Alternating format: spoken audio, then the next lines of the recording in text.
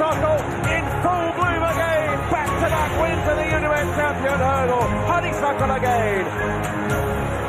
Maurice Rock and Nico De Boinville have come through to win.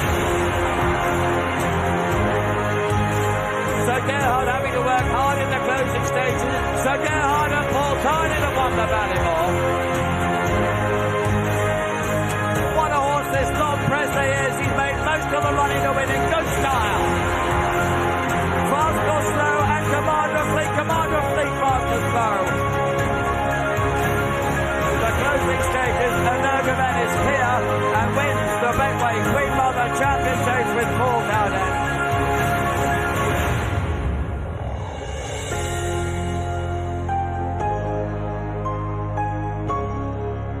Tiger Roll is digging in bravely. He knows where the winning post is, but Delta Work is going to spoil his party, and Delta Work comes home strongest.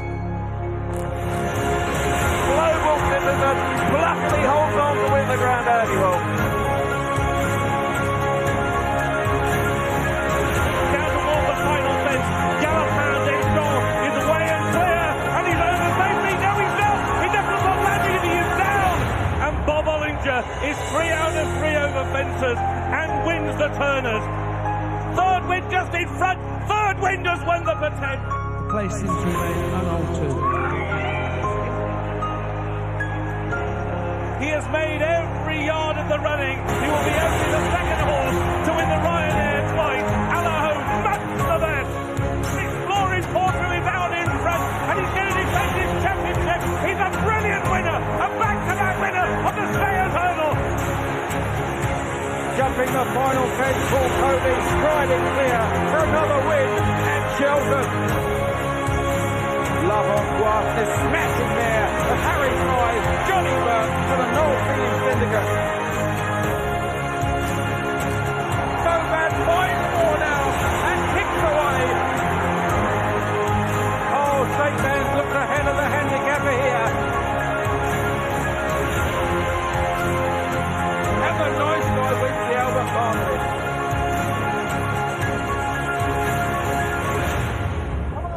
And they're off. Away for the Boodles, Cheltenham Gold Cup. They're going to stop the loss together, and it's Aputar who got away much quicker, and Aputar is storming up the hill.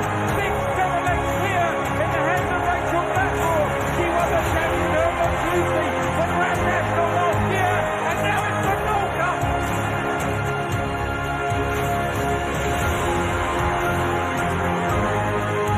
Millaway continues to surge on the outside. Wing leader or Millaway. Will the post have his time? It's very tight.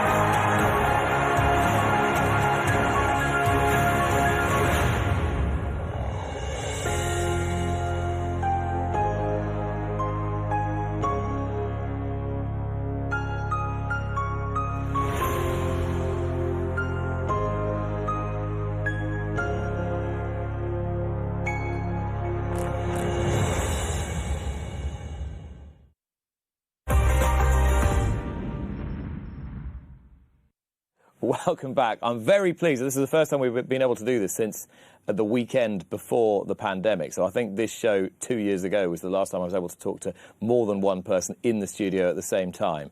So welcome to Cheltenham Festival heroes from this week, Nico De Boinville and Ben Pauling. Gents, great to see you. Thanks so much for coming in. And Nico, first of all, what a way to start the meeting. You announced the whole thing in style. You know, 70,000 people back into Cheltenham. How are we going to get this underway? That must have been some feeling. It was great. It was just fantastic to have such an amazing crowd there, and amazingly diverse crowd as well. And to do it the way Constitution Hill did was just, I thought it set the tone for a fabulous week. And when you walked in Tuesday morning, could you feel it the minute you got into the racecourse? It had been so long since we'd had anything like that. It had. I mean, the build up to the whole week and the week itself was just, it was quite something to take in. And we've talked a lot before about the extent to which you feel the big race days, and one of your great selling points is that you tend to kind of internalise things and stay pretty cool. Did you have a pretty clear idea in your own mind of just what you were going out to ride at 1:30 on Tuesday afternoon? We all had a fair idea from what he was showing us at home and how he went through his races, but he hadn't raced on that ground before until then, and the way he did it in the end was quite staggering, I think. All right, well, it was a tremendous performance from him. You struck on Marie's Rock as well, and we're just going to take a little look back now. They're off. And the Festival 2022 roars into life with a Sky Bet Supreme Novices Hurdle, and Dysart Dynamo's gone off very sharply to the first. Dysart Dynamo and Paul Townend leading John Bond and Aidan Coleman, the white cab. Nico De Boinville has got Constitution Hill Black Cab, a handy third, jumping well there. 5 or 6 lengths away to Kilcruit, then bring on the night with the yellow sleeves to Shall We Have One More in JPR1, and John Bond took over and Dysart Dynamo crashes out and impedes Shall We Have One More. Dysart Dynamo is up, and now it's the Henderson pair who are left clear. He opens up by 4, 5, 6 lengths. John Bond is chasing his stablemate, but he's surely chasing in vain. Constitution Hill down towards the last in the Supreme. And he's over safely, and he's over clear, and it's a yawning gap back to John Bond and Kilcruit. It's first strike to Henderson, it's first strike to England in the colours of Michael Buckley. Constitution Hill, a class apart, wins the Supreme. This is obviously a very, very, very good horse. John Bond is a very good horse, so for him to do that to him is remarkable. He's always just racing in 2 gears below everybody else because it's all so easy for him, and then he can, when the turbo works, you press a button and it works.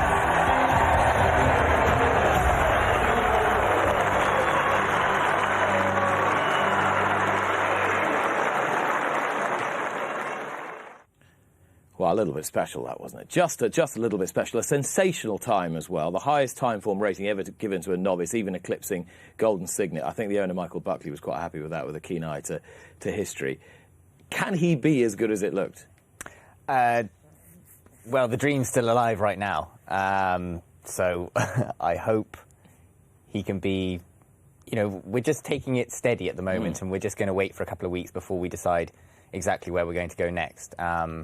But the good news is he's well, and he's come out of the race well, and he seems in good order. So, but we're in no rush to sort of make any decisions yet. It's quite hard to try and sort of pour water on the hype machine, isn't it? It really is in this case. It's very difficult for you to sit there and say, well, you know, you just got to take it one race at a time and so forth, because that was just spellbinding. Yeah, it was an incredible race to watch. I mean, having been assistant to Nicky's, you can't help but hope they do well, and he was a horse that I had huge admiration for going into the race, and just for the British trainers to get off to that start was huge, absolutely huge. And I have to confess, the fellow on my left is a friend, I suppose I could call him that. So it was also quite good to see it go right for Nico. But to see it done in that way was spectacular. And I was going to ask you that, actually, about we banged on so much about the British-Irish thing in the lead-up to the event. And then people are saying, well, do people really care where the horses are trained? Well, the punters might not. But clearly the significance of it was not lost on you. Did it start to give you and your fellow trainers a bit of confidence? There's no two ways about it. I mean, yeah, Friday was a bit, it was a bit Irish-dominated, to say the least. But to go into the last day 11-10 down was just magnificent, because there's been a fair bit of press recently about the fact that, English versus Irish. It hasn't. The Pressbury Cup used to just be, who's going to come out with more winners at Cheltenham? It's sort of going a bit beyond that now. It's not. I just feel that we, as the British trainers, need to show that we are equally as good and doing the job just as well. Yeah, and I think there was plenty of proof of that. Shishkin aside, Nico, there was barely a horse ran badly from 7 Barrows this week. No, we've had a great week, considering, coming into the week we were sort of the stable out of form, as it were. Did you buy that at all or not? Not at all, no. The governor's always been brilliant at getting his horses to peak at the right time. And we knew what we were seeing on the gallops. They were just coming to the ball nicely. Was it my imagination, or was he a bit more chipper and kind of chilled out about life, or was he just putting that on in the lead up to the event? He seemed fairly relaxed at home, and usually in the build up to that week, he's gets a bit shorter, and with people, and you can see the tension there. But this year he seems to have been fairly relaxed about everything, and we had a nice bumper winner at Sandown in Lucia, and that just seemed to settle everyone and just calm everything down. You remember those days leading up to the festival when you were at Seven Barrows, Ben? I certainly do. Yeah, I remember them very well. I don't know. Does he still not drink through February, or is that? I don't know. No. So I think, everything sort of built towards just being absolutely A1. Both horses and the trainer was ready to peak for March, and they were pressure times, because when you're going to the festival with favourites, with horses which everyone's talking about, it makes it even more important they get there in one piece and well. But it's when you're winning with the horses that no one else is expecting you to win with. The horses are in decent nick, and Marie's Rock, we knew she was good, but it was a question whether she could kind of put it all together on a really big stage like that. What sort of belief did you have in her going into this?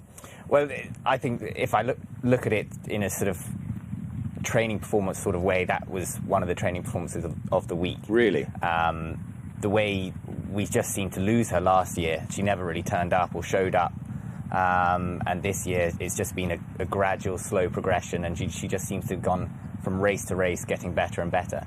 And then to finish the way she did was it was fantastic and great for a big syndicate like Midland Park, to have a big winner on a big day like that. It was just brilliant. Was it premeditated to give her what you call like a smuggling ride? I could kind of never see you through the race. You were trying to be as invisible as possible, snuck in there on the rail, always covered up behind horses, just watching it all play out around you. Well, she's quite a hot mare anyway, and that's the way she likes to be ridden, nice and quiet, and just see if you could just ease her into the race and get her jumping. I mean, this is a race, Ben, that we thought, the Irish just win this, don't they? They win it every year. Yeah, I mean, there were a fair few of those, and that's been the difference between this year and last year, is we managed to claw a few back with some of these runners that maybe not quite as well fancied, but you watch her jump there. I mean, she was obviously giving you a great spin, Nick.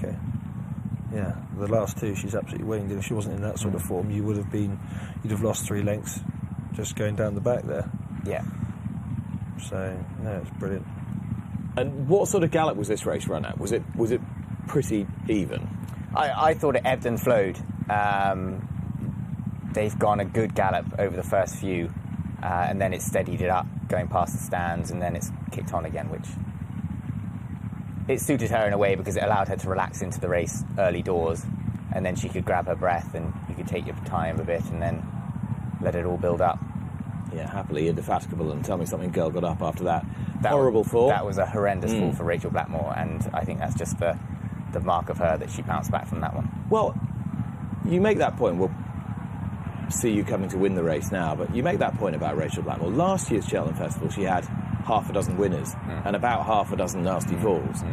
And she seems to have an amazing capacity to take the knocks, physical knocks, and get up and show no ill effects at all. Exactly. I mean, having a fall at the second last there, you were really trapping down to that hurdle. There's a lot of speed, and to get caught up in a sort of melee of horses is hard to take. And on that ground as well, it was good ground down the hill. So for her to bounce back like she did and do what she does best was amazing. And the same with Paul Townend as well after galloping to Champs.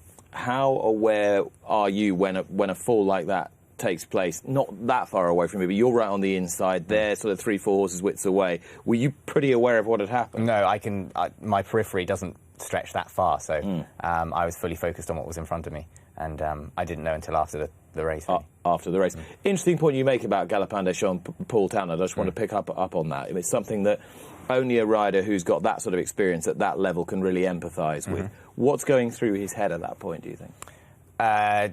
It's one, I found a fantastic horse, because to me that was one of the standout performances, I thought, of the week. I thought he's a lovely horse, and he'd be one that I'd want to be riding in future festivals, really. But two, it's just absolutely gutting, because it was all at your feet there. But again, you have to pick yourself up, and you've got some amazing horses ahead of you, and it's about putting it to one side. You can't change what's been, and you have to move on. Did he do anything wrong from a jockey's point of view there on Galopin Des Champs or not? Is there anything he would or should have done differently? Not at all. And he's ridden the perfect race for the horse. And it's just one of those things. He's just taken a full step and down he came. It does happen there sometimes. You know, you've got the big crowd there, and it was just one of those things. But what an amazing racehorse. The novice chase department this year was really strong, Ben. I mean, Edwardstone in the Arkle was a little bit unheralded, I thought, but it was a performance of quite some authority. Yeah, it was. I mean, he's a horse that I personally thought going to the race that he was the absolute standout of the British trained horses, and the Irish looked like they were sort of much of a muchness, probably quite nice horses, obviously, but Edwardstone there that's very badly hampered. You know, it's not, he didn't have a smooth run, but ultimately he picked the race up quite nicely and won it well, and it was, yeah, another, I mean, a great start to the first day again, but it's nice to see a horse progress who, you know, he ran really nicely in the Supreme Novice and the County Hurdle, but obviously a fence has been the making of him, and he's now settling better and he's becoming a proper racehorse. Did you think this was a good Arkle, Nico? I thought Edwardstone was impressive. I didn't think there was a great strength and depth to the race. You know, if we're going forward and progressing as what you're going to see in the Champion Chase next year, maybe two of them might be in that. But I thought he was a very impressive horse, and it's great to see him finishing his races, because I thought last year in his hurdles campaign he wasn't perhaps finishing them as well as he does over fences. I mean, listen, you've ridden 3 of the great 2-mile chasers of the modern era, so you've got a pretty good idea what it takes to make up to the senior level. Has he got enough attributes, do you think, to make it? Definitely. This is the most impressive he's been all season, I felt. He jumped and travelled and stayed all the way to the line, which is what you have to do to be able to hold your position in those big races. His jumping was sort of aggressive as well, wasn't it? He wanted to attack the race. Exactly. He was fantastic over them, and the way he's got that intelligence. He actually got brought down at Warwick earlier on in the season, and I think that just made him very, very streetwise to when Charlie Deutsch came down in front of him and he sidestepped him like he did. So you believe that actually could have had an impact? Certainly, yeah. Really? Yeah. And the horses can actually come forward from an unfortunate experience as well as recoiling from Exactly. They don't want that to happen again. That's very interesting. Gabby-Naco was second round, a good race. Blue Lord, a decent race in third. And Alan King, his first festival victory for 7 or 8 years. Yeah, I mean, he's a great guy, and look, nobody wants to be in the top echelon of the trainers' ranks and have to go so long between festival successes, but that shows how hard they are to come by. Everything has to be right on the day, but I was chuffed for Alan. You know, he's a great guy, and it's he's become so successful on the flat as well that it was almost like it was great for him that he's shoved one in at the top of the trio over jumps as well at the festival, and I'm sure he's absolutely thrilled. It's not bad winning Group 1s in the meantime, though, isn't it? No, exactly. It's pretty special. You kind of wonder what incentivises people to keep trading bumper horses and keep going to the sort of heartbreak well of novice chasers being brought down around Warwick when you're training Group 1 winners on the flat. And it's a fantastic business model. You know, it keeps you going through the winter, keeps you going through the summer, and I think it's the modern way of training, really. Yeah, I can't disagree, and I think we're currently in the midst of a move ourselves. And are you moving yards at the moment? Yeah, you might not know that. Yeah, but I mean, we'll come to that maybe later. But it's something. It's only a 2.5. It's only a 2.5 hours. I think check out the Instagram. I'm not into that, Nico. Someone else is.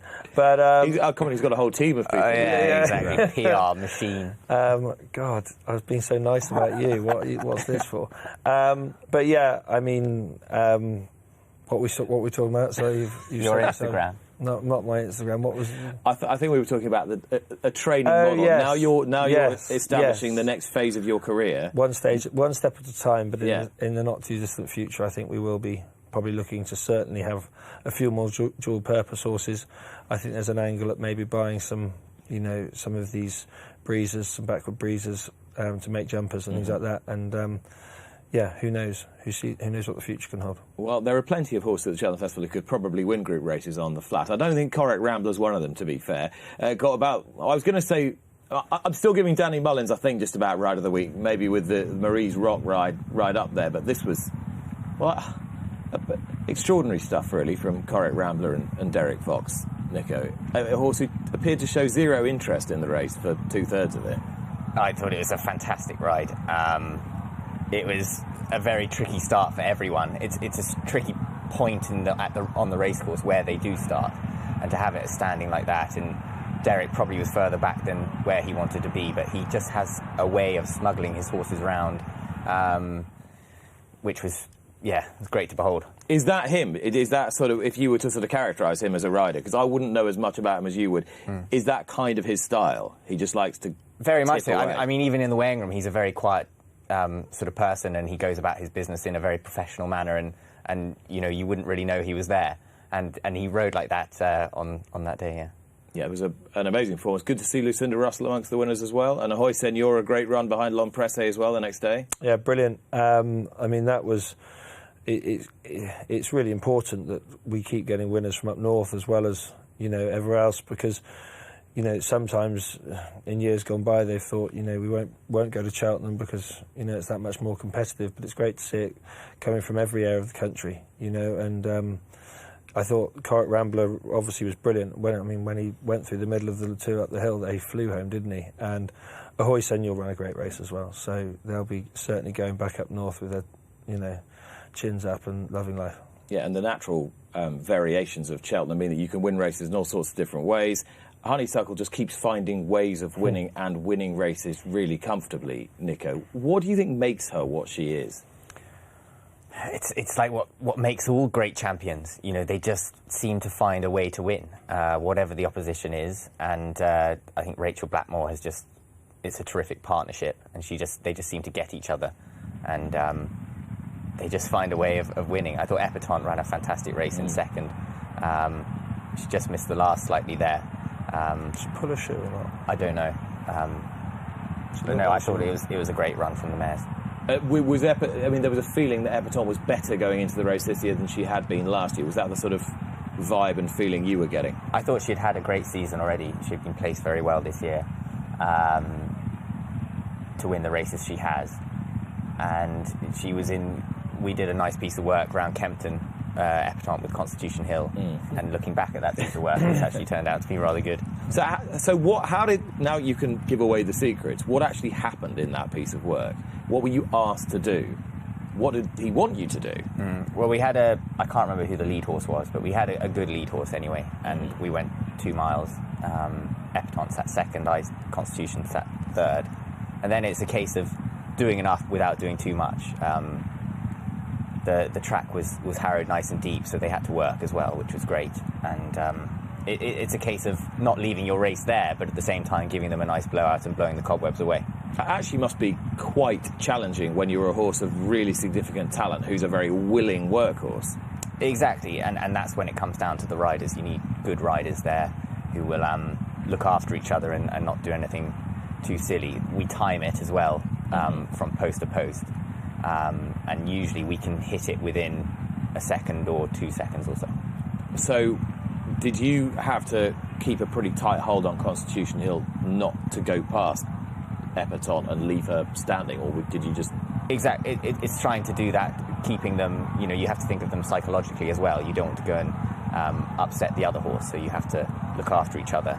And it was the same when, you know, Jerry used to be riding Simon Sig and I was riding Sprinter Sacra. You know, you have to be very, very careful on these horses that you don't go and overdo it. Because if he pushed the button on Simon Sig, who apparently was an amazing workhorse, or you'd done the same to Sprinter Sacra, you could break the heart of the other one. Exactly, and then you could leave their races up on Farringdon Road instead of, you know, bringing them to the ball nicely. And now we know what we're dealing with the Constitution. I mean, if you wanted to, could you have just left her standing? Could you have just left Epatante for dead? I wouldn't want to say that, but you know, you just have to be careful with the horse.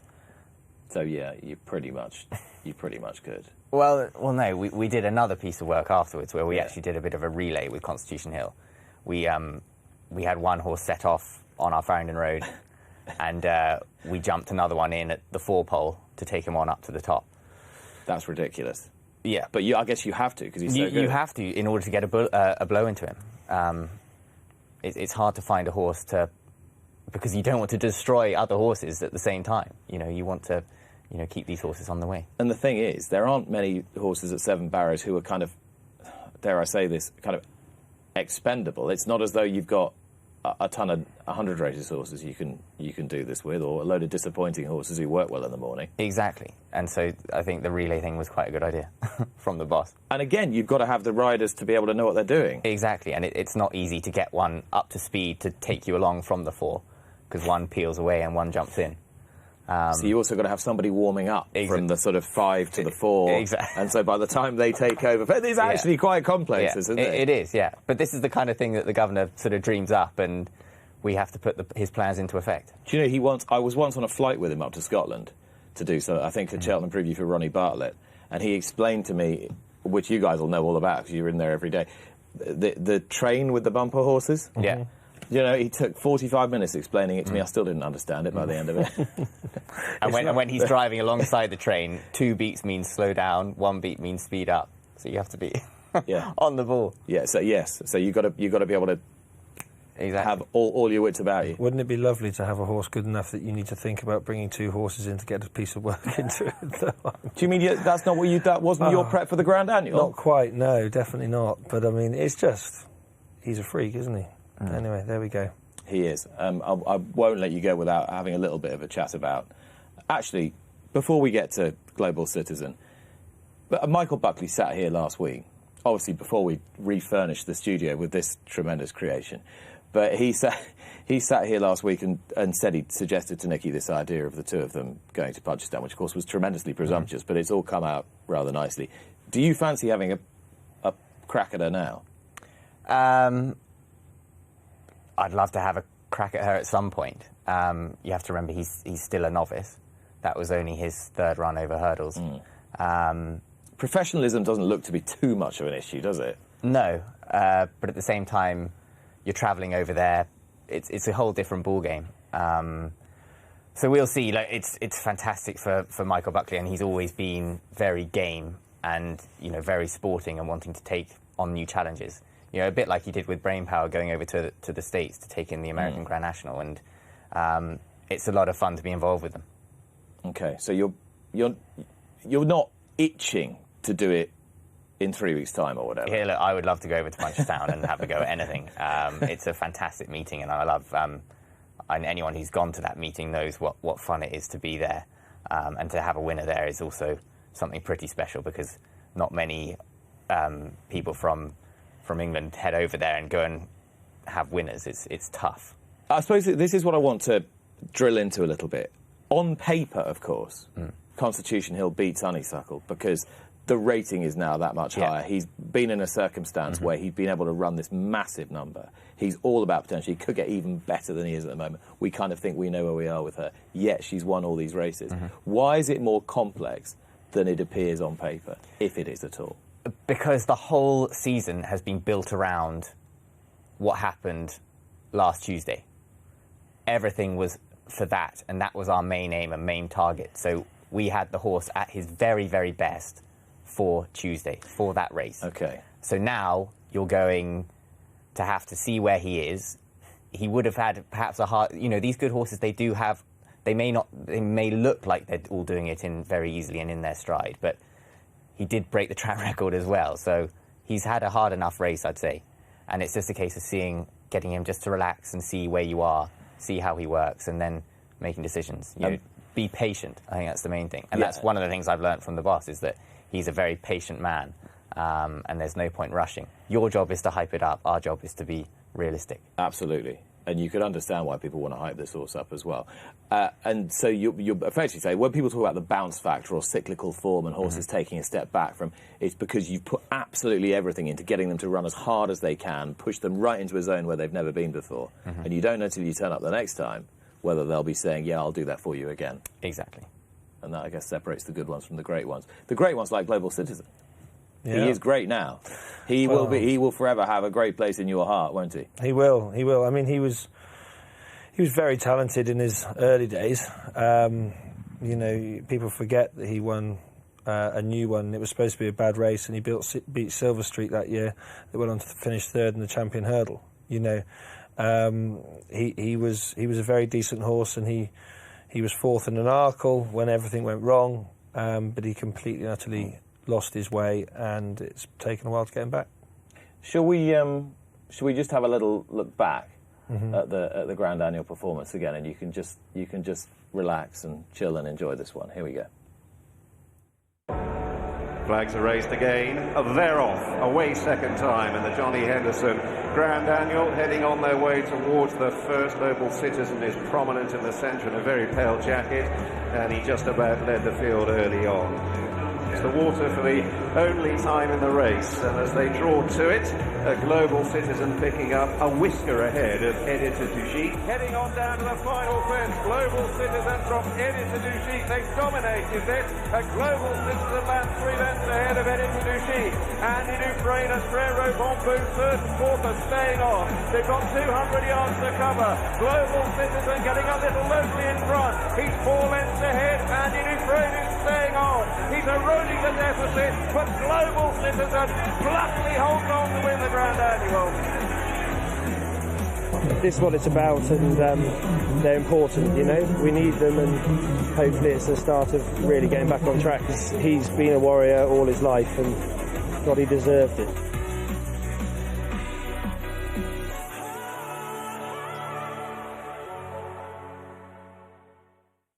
Keelan Woods doing the steering on Global Citizen, a third Cheltenham Festival victory for Ben Pauling. And you were just telling me that Nico De Boinville pretty much made the horse. Yeah, or told me that he'd never make a chaser, so how right he was. I did say that once. Yeah, when he had slightly lost his way. No, I said you should go back. I said to him, Ben, you should go back over hurdles, get his confidence back up, and do you know what? Then you'll go and win the Grand Annual. You decided he was not a chaser even before he jumped the fence. I've got to confess, I didn't have him marked down as the likeliest winner of the Grand Annual, even though you told everyone rightly at the preview press conference that we did, you said Global Citizen's really well treated, which he was, but I thought, yeah, over hurdles, would he do fences again? Well, I mean, sometimes you get it right, sometimes you get it wrong, and that's the joy of training, but I just hoped that going over a fence again would give him his spark back, and I think the whole reason I went there really is because he is a bold front runner that likes to sort of get his own way, but he's not a tearaway, and actually a county hurdle, which he was also in, there's going to be so many making the running, and at such a frenetic pace. I mean, we ran him earlier this season at Ascot, and there was a whole load of you went far too quick in front, and I think nearly everyone fell by the wayside, because they were all taking each other on, whereas he got to the front there in the Grand Annual going very, very easily, and Keelan was able to fill him up down the hill, and then that allowed him to come home so strongly. You definitely won. I think you won Celebration of the Week, Trainer Celebration of the Week, anyway. Yeah, well, we're good at celebrating. I'd like to see Willie Mullin studying your celebration. Maybe technique. if I had 10 in a week, my celebrations would become a little bit less exciting. I don't think they would somehow. Maybe they would. Credit to Keelan Woods as well. Yeah, that was a great ride, and he claims it's his race now. He's won it twice, so yeah, on a 60-61 shot and a 28-1 shot. Yeah, so Croco Bay as well, and great riding. Thing is, though, I was saying to the guys beforehand, there's some, in the nicest possible way, there's some nutty front runners in here. Horses that really have one way of going, and that is just to go hard and try and stay there.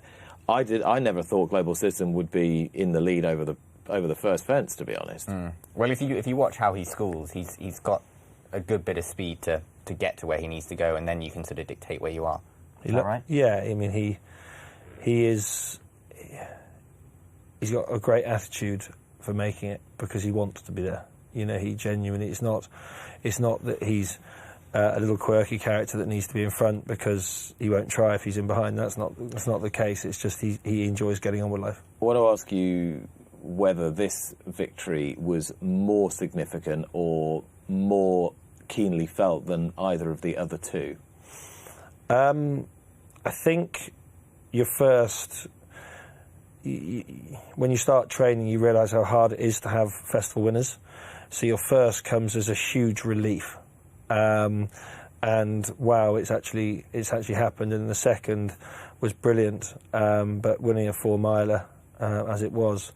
It's a long old race. It's a bit grueling. And, yeah, you pretty much wrecked the 4 miler, didn't you? Destroyed it. You brought it to an end. That year did. When LeBroy won that year did. But this, I think this one has probably meant just as much, if not more than the others, just because of the stage of my career I'm in. And I think also the fact that it hasn't been plain sailing with him for the last 18 months, and I've just felt he's been coming back slowly. And I was genuinely quite sweet on the fact he would run well, because he's been dropped to a nice mark and his form was improving all the time. An ideal launch pad, really, from which to launch the new... Yeah, I mean... The new yard. It's a very, very exciting time for us. So for my wife and I obviously purchased Naunton Downs Golf Course back in January 20 and had this idea that we could run, firstly get planning and build a yard, and we've managed to do that. And we've been building through some of the toughest times with COVID and all the rest of it, but it's surprisingly gone relatively smoothly, and we'll be moving in after Aintree, so it's a really exciting time. And so having a festival winner is a great springboard to moving into the new yard and going ahead. So you're actually running an established golf course alongside the training establishment. Well, I'm not saying you're keeping the greens, but you know what I mean. So we've got some great people up there to help run the whole site. I mean, we've not only my wife has done a brilliant job with the clubhouse, and we've taken the Fitzdares Club, who sponsor half our yard, have come on board. So we've now got that up there, and Soph's put a shop up there. It's more of a lifestyle place, really, and we're trying to think. We're taking on Soho Farmhouse. We're really not, Nico. And I knew you were going to say that, because you're an absolute. But no, hang on a minute. You've been done for swearing on this channel once this week already. I just refrain. But it's not. Because you're not far from Soho Farmhouse, are you? No, but we're nothing to do with Soho Farmhouse. There's a lovely article written that compared it to Soho Farmhouse, but great. We are. Look, as much as you laugh and you joke, we are in a lifestyle industry. People. This is our owners' fun. They spend good money, and it's their hobby. And so if we can provide something more than just the yard for them to go and somewhere for us to go and have lunch, whatever it may be, it's got to be a good thing, and we're really excited about what we've created and going forward. And you've got your next door neighbour can come in and I don't know if he'll be invited very often anymore, because he really does get a bit big for his boots, but he is Nico De Boinville, so I'm getting the private tour later today, so I'm looking forward to that. The all great Nico. You can do nothing wrong, can I can guarantee you'll see some soft furnishings of this kind of calibre in the now, what are you calling the whole place now? Naunton Downs? Naunton Downs, yeah. So it's great, golf and racing and somewhere to eat, and it's fun. It's really fun. Okay, we need to slightly address the elephant in the room, which is the sort of one low point really in the week for the man on my right, and that was Shishkin in the Queen Mother Champion Chase. I think it's fair to say, Nico, that he wasn't in this race from the minute the tapes went back. Yeah, I mean, it was a very deflating hour, really. Yeah, I bet.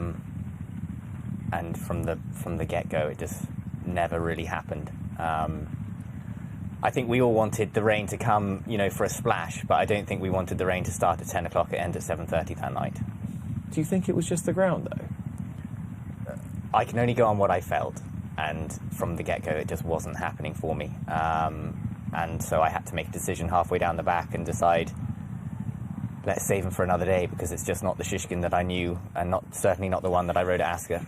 If you'd gone on and on and on and persisted with him, do you think you'd have kind of managed to sort of get him round in a, I don't know what, how do you think he would have run? I think I would have pulled up further down the line. So, as jockeys, you have to make these decisions, particularly when you ride these really nice horses, that if it's not happening on the day, you'd rather save it for another day and bring him home safe and sound, and you can save your season, as it were. I mean, you were talking brilliantly earlier on about Constitution Hill and getting him ready for a day and whatever, and clearly the Queen Mother Champion Chase has been Shishkin's day, but to what extent do you think the Ascot race may have left any kind of mark on him? I don't know, and personally I don't believe so. And the day after Ascot, he came out absolutely bouncing, and he'd eaten up, and he was fine, and all his work up till Wednesday had been spot on. So I'm only putting it down to the ground so far.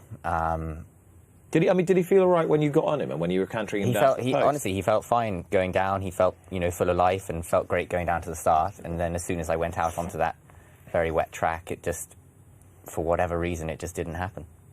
And so he's okay. I mean, Nicky, I think, said that he was just a little off the next day. I think he said that to Lydia earlier in the week in the interview. But no, he said nothing serious, but just not. Well, I spoke to 100%. The governor, last night, and he just said he's absolutely A1 at the moment. Perfect. So that's the. I might have been getting my wires crossed there. Right. So such an information overload during Cheltenham. You're never quite sure who say what when. And people speculate and things like that. And I'd rather hear it from his mouth. Yeah, but he says he's good. He says he's absolutely fine. Yeah, good.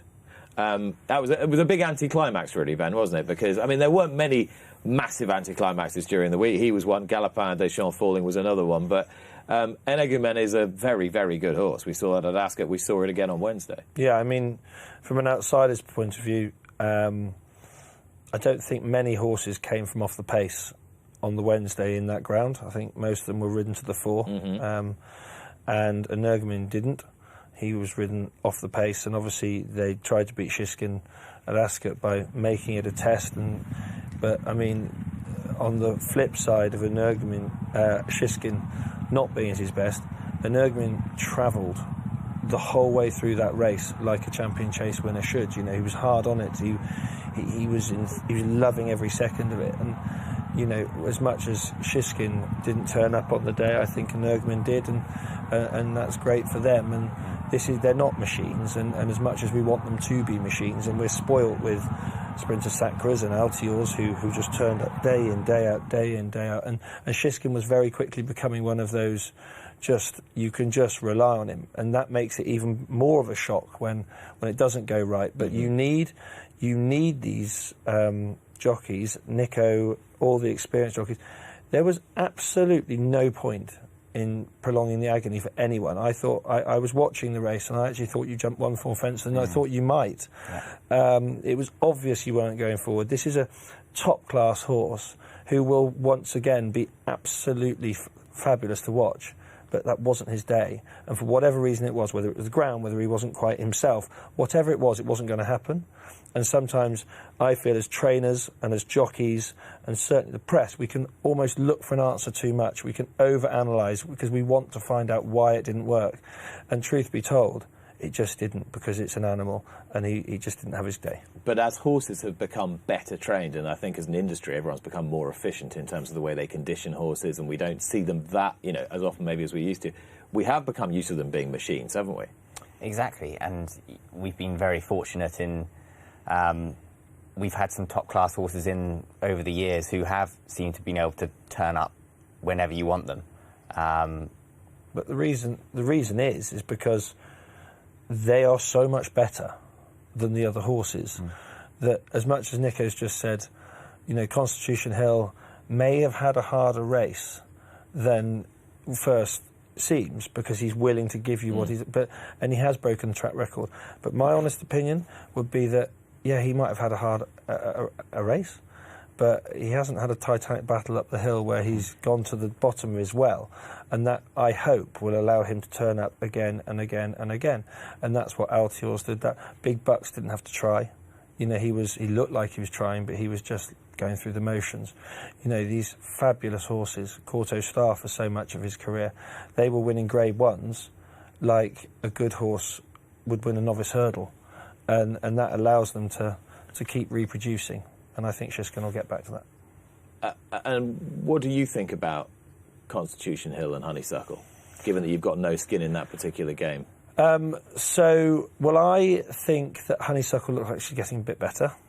I think she used to win. She just used to win. Now she could be really impressive if she wanted to be, I think. I think Constitution Hill is a horse that I think he's as good as anything we've seen from the Seven Barrows team for a long while on raw ability.